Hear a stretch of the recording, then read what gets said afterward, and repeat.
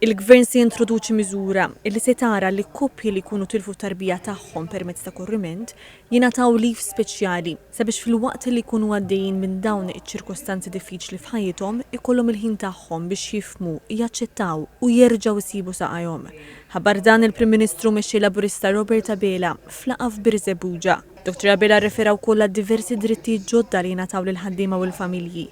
Semma l-lif ta' tieni ġenitur fis-settur privat illi minn ġurnata tela għal 10 ijiem. Għalli minn 400 missieri li kienu ħadu dan il-lif, l-aħħar ċifri juru li telaw għal 700 missier.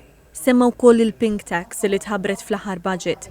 Il-Prim Ministru qal li tneħħit kull taxxa minn fuq il-prodotti sanitarji sabiex bekk l-ebda mara ma ta' lura fl-hekk imsejjaħ period poverty. Il-Prim Ministru qal li l-Partit Laburista huwa pionier f'dawk li huma drittijiet ċivili għaliex jemmen bisħieħ fl-ugwaljanza.